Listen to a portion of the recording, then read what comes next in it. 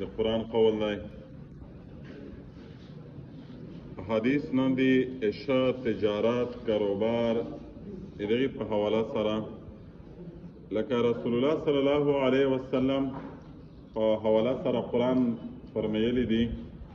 چې تو سه د پورا د پیغمبر په ژوند کې ډېرې ښه نمونه ده.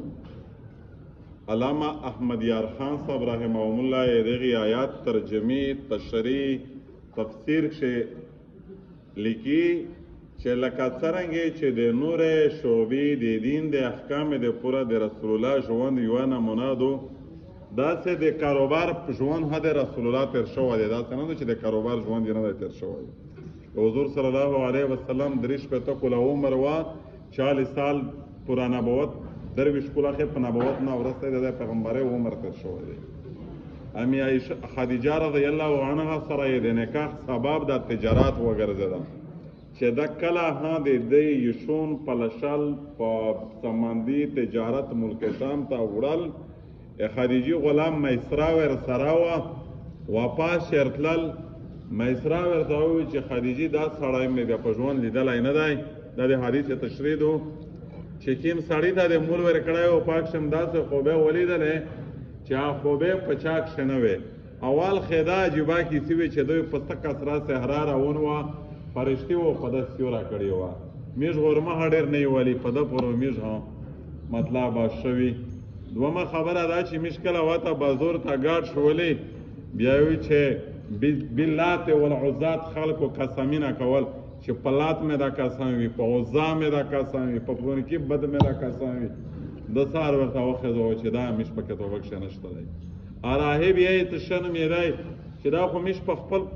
کتابینه کې د پیغمبري چې کوم صفات ویلي په دا سړک شو مش ته آش کړی چې یو دا قسمینه نه کوي کنه پلات او په عزات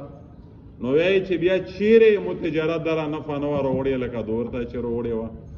خدیجه رضی الله عنها ورته و چې بیا دا رای خپل طرف ورکړه رسول الله ته چې ملک شام ته یوره مسره تجربه دې پرالو تجارت ته پرانو لیار دی ولدا وستول وړ کې ځوانون ژړې لاګي دي شون لشي کاروبار نه کی سمندینه اوري ان کیا تو څه گاټه ووزي چې ترور رخبل په دانه ځخاد لګي باسه خدیجه زړه ورول ودره خبره شوله چې دا خو دوله د کی سره ونه دو چې کوم سره په مزدرا دا سړی درې نه هاب یو ځخپل یې شنو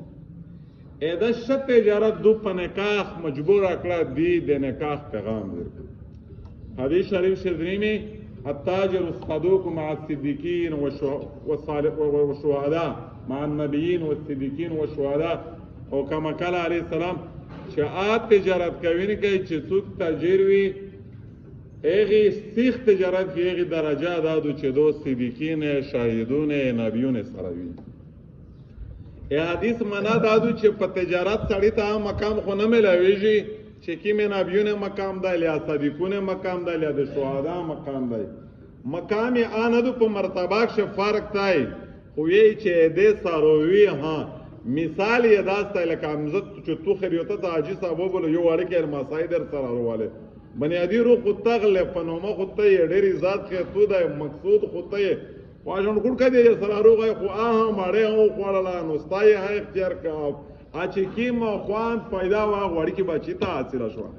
بنیادی خودی صدیقین نبیون شهدا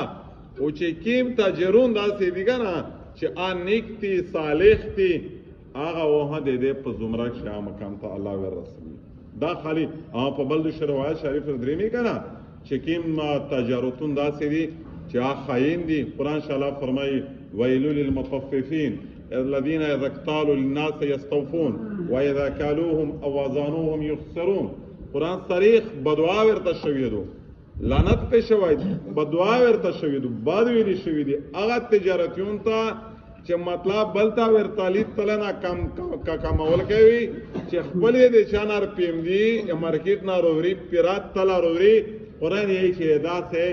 تجارتونه د پورا د هلاکت وي. مسلمون د پورا د شات تجارت کول د یو عظیم عبادت دی. ځکه عظیم عبادت دی چې په داخله د امت مسلمه خیر دی. امت مسلمه په داخله طاقت دی، په داخله ترقی دو، په داخله وحدت دی، په داخله نزدېکات دی. نو چې کله هم امت مسلمه تجارت شلای کوي دا تاجر عبادت گزار دی او تر یوه حده پوره تجارت کول دا واجب دی کمیش وایي چې یاره تسبیح مې روخاستلی مطلب په مثاله ودارېدله ایسې دنیو سره غرض د نه لره دا سړی ماخوذ دی دا د خدای په نزد مجرم دی معیشت تو کوي با قدر ضرورت لی ضرورت خو جایز اور لحاظ ہوتی لہذا ہمیشہ تو کاروبار کوي تجارت وی کوي په شرعي طریقه وی کوي او مسائل ورته پښتني نن هر سړی د اسلام المیز میں کو ودار وشای او داس میں کوئی چې مسله تجارت مسله نه و پښتني یلا حالانکه ا ډیره ضروري دو نه سی دین په معاملات په دا تجارت کې خوښه مې دو الله مو خوش الله الله معبود الله